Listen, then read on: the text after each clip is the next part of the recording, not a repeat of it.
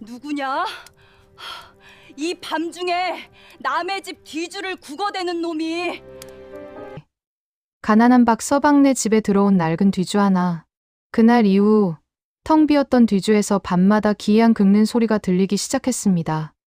아이고, 이 어린 것이 얼마나 배가 고파졌으면 여기까지 찾아왔을까. 뒤주 속에 숨겨진 끔찍한 원한과 그 뒤주를 탐낸 자들의 비참한 최후. 기이하고 서늘한 이야기. 지금 시작합니다. 사방이 칠흑처럼 어두운 밤이었습니다. 박서방의 부인 덕수는 부엌 한 구석에 놓인 커다란 뒤주 앞에 멍하니 앉아 있었어요. 불과 며칠 전 장터에서 헐값에 넘겨받은 이 뒤주는 묘하게도 집안에 들어온 날부터 서늘한 기운을 뿜어냈습니다. 덕순의 마른 손이 거친 나무 표면을 쓸어내렸습니다. 그때였습니다. 드르륵 드르. 뒤주 안쪽에서 무언가 손톱으로 벽면을 긁어대는 소리가 들려왔어요. 덕순의 눈꺼풀이 미세하게 떨렸습니다. 보통 사람이라면 비명을 지르며 도망쳤겠지만 덕순은 오히려 뒤주의 쇠 자물쇠를 향해 손을 뻗었습니다. 낡은 무명 저고리 소매 사이로 드러난 마른 발목이 차가운 밤 공기에 작게 전율했습니다. 아내, 걔느냐? 덕순의 목소리가 고요한 부엌을 메웠습니다. 대답 대신 돌아온 것은 아주 작은 아이의 신음뿐이었어요. 덕순은 떨리는 손으로 자물쇠를 풀고 뒤주 뚜껑을 천천히 들어 올렸습니다.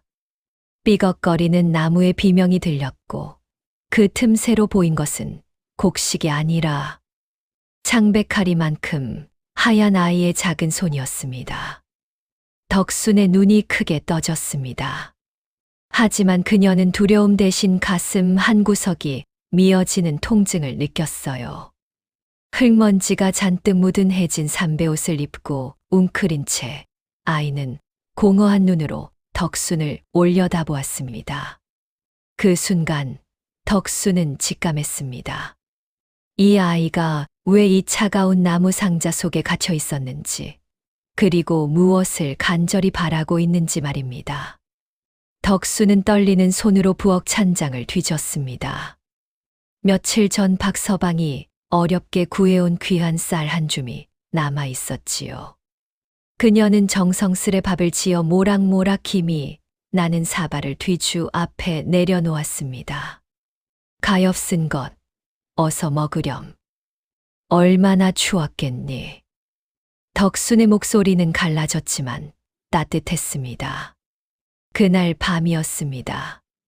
뒤주 안에서 들리던 소름 끼치는 긁는 소리가 멈추고 대신 기분 좋은 딸그랑 소리가 들려왔습니다. 다음 날 아침 덕순이 뒤주를 확인했을 때 그녀의 눈은 믿기지 않는 광경에 고정되었습니다. 비어 있어야 할 뒤주 바닥에 눈부시게 하얀 쌀이 가득 차 있었던 것이었습니다. 여보, 이것 좀 보세요. 덕순의 외침에 달려온 박서방 역시 입을 다물지 못했습니다. 쌀은 퍼내고 퍼내도 줄어들지 않았고 그 질감은 마치 갓 수확한 햅쌀처럼 매끄럽고 윤기가 흘렀습니다. 마을에서 가장 가난했던 부부의 집에서 밥 짓는 구수한 냄새가 끊이지 않자 담장 너머로 시기 어린 눈동자들이 하나둘 모여들기 시작했습니다. 하지만 그 복은 공짜가 아니었습니다. 덕순은 매일 밤 뒤주 속 아이에게 따뜻한 국 한 그릇과 새 옷을 지어 바쳤습니다. 아이는 말이 없었으나 덕순이 뒤주를 어루만질 때마다 그 차갑던 나무 괴짝에서 묘한 온기가 느껴졌습니다.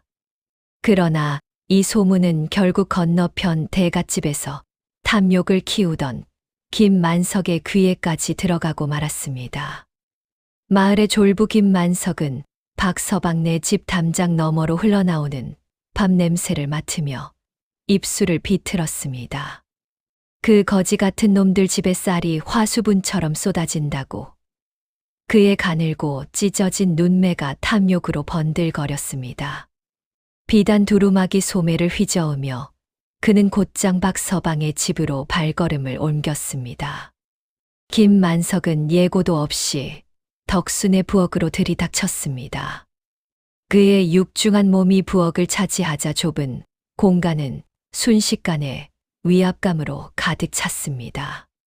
김만석의 시선은 구석에 놓인 검붉은 뒤주에 고정되었어요. 이게 그 신통방통하다는 물건인가 보군. 내게 팔게. 아니, 원래 우리 집안 물건이었으니 내놓아야겠어. 덕수는 뒤주 앞을 가로막아 섰습니다. 이건 파는 물건이 아닙니다. 대감님. 그리고 대감님 댁 물건이라니요. 말도 안 됩니다. 덕순의 목소리가 떨렸지만 눈빛만은 단호했습니다. 하지만 김만석은 비웃음을 흘리며 품속에서 위조된 차용증 한 장을 꺼내 들었습니다. 박서방이 예전에 빌린 푼돈을 빌미로 집안의 모든 가산을 압류하겠다는 심산이었지요. 결국 김만석의 하인들이 들이닥쳐 덕순을 밀쳐냈습니다. 덕순은 바닥에 쓰러진 채 울부짖었지만 무거운 뒤주는 이미 가마 위에 실리고 있었습니다. 그 순간 뒤주 안에서 아주 미세하게 드르륵 하는 소리가 들려왔습니다. 그것은 복을 부르는 소리가 아니라 누군가의 목줄을 죄기 위해 손톱을 세우는 서늘한 경고였습니다.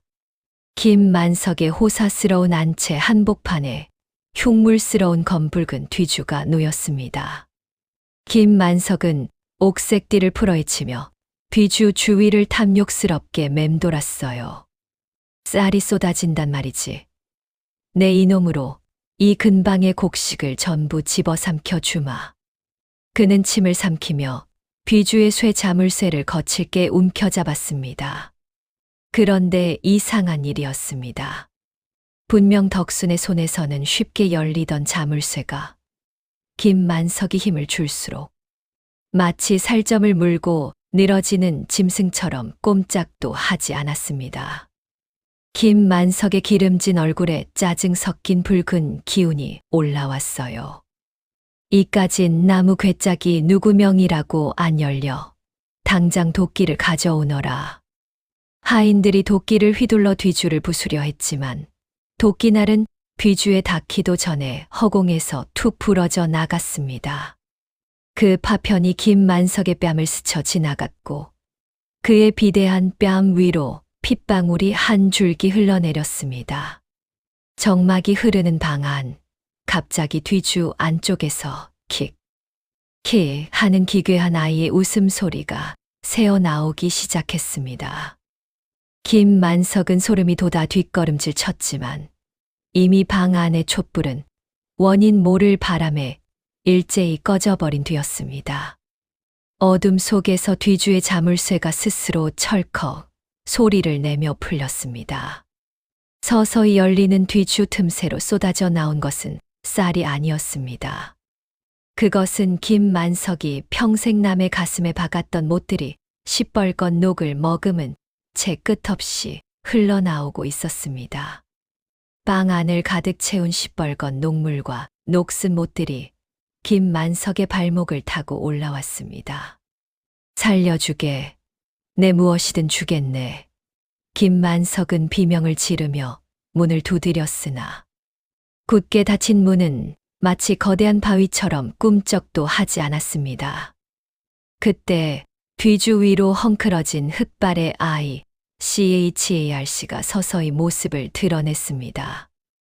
아이는 창백한 손으로 뒤주 바닥에서 무언가를 꺼내 김만석에게 내밀었습니다.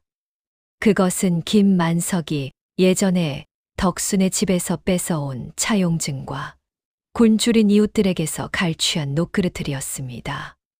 아이의 공허한 눈동자가 김만석을 꿰뚫어 보았고 아이의 입술이 천천히 열렸습니다.